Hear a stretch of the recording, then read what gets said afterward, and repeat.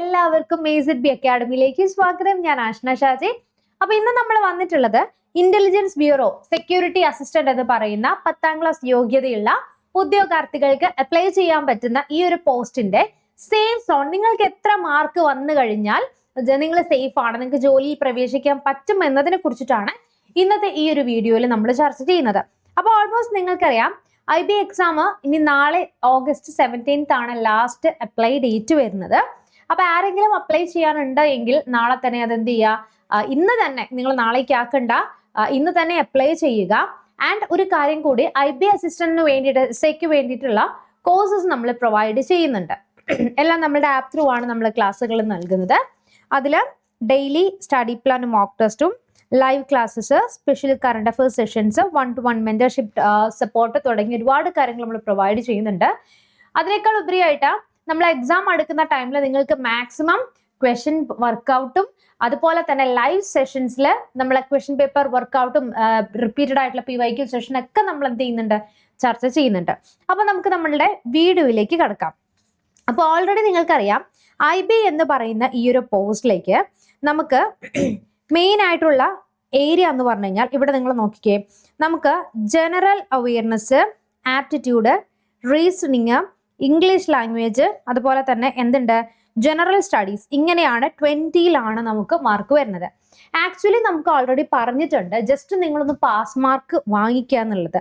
അതായത് ഇതിൽ നമ്മൾ ഓൾറെഡി ഇവർ പറയുന്നത് URന് 35 മാർക്കാണ് പാസ് വരുന്നത്, OBC 34 മാർക്ക്, അതുപോലെ തന്നെ SC STക്ക് 33. ഇതൊക്കെ ജസ്റ്റ് ഇവരുടെ എന്താണ് പറയുന്ന കട്ട് ഓഫ് എന്ന് പറയാൻ പറ്റില്ല, ജസ്റ്റ് പാസ് മാർക്ക് പേപ്പറിൽ ടയർ 1 ടയർ 2ലൊക്കെ നിങ്ങൾക്ക് പാസ് ഇത്ര മാർക്ക് നിങ്ങൾക്ക് കിട്ടി പാസ് ആയാൽ മതി എന്നാ പറയുന്നുള്ളൂ.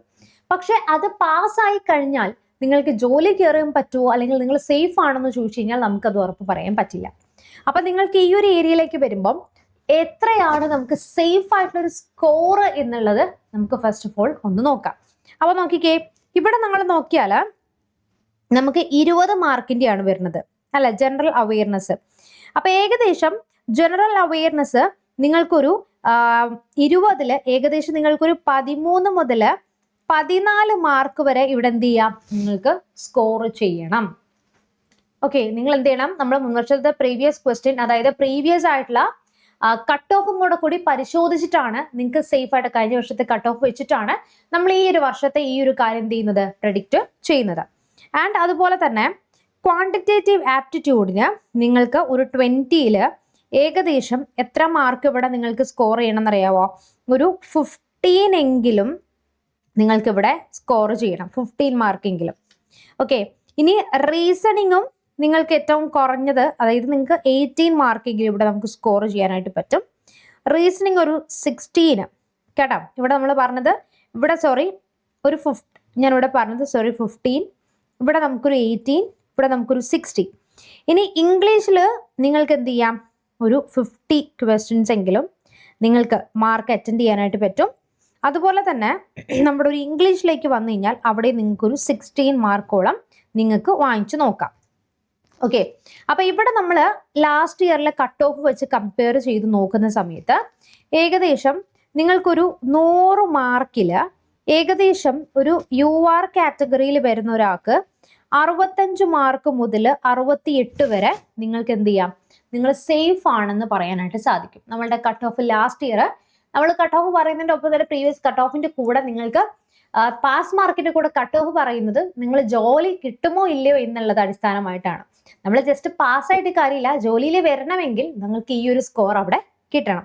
ഇനി നമ്മൾ നോക്കിയാൽ OBC കാരാണ് എങ്കിൽ നിങ്ങൾക്ക് അവിടെ ഒരു 62 to 64 വരെയും, SC ST ആണെങ്കിൽ ഒരു 56 തൊട്ട് 58 മാർക്ക് വരെയും നിങ്ങൾക്ക് എന്ത് ചെയ്യാൻ പറ്റും, സ്കോർ ചെയ്യാം. അവിടെ ST ആണ് എങ്കിൽ നിങ്ങൾക്കൊരു 54 തൊട്ട് 56 കിട്ടിയാലും നിങ്ങൾക്ക് അവിടെ ജോലിയിലേക്ക് നിങ്ങൾ സേഫ് ആണ്, നിങ്ങൾക്ക് എത്തിച്ചേരാൻ പറ്റും എന്ന് എന്ത് ചെയ്യാൻ പറ്റും, നമുക്ക് പറയാനായിട്ട് സാധിക്കുന്നതാണ്.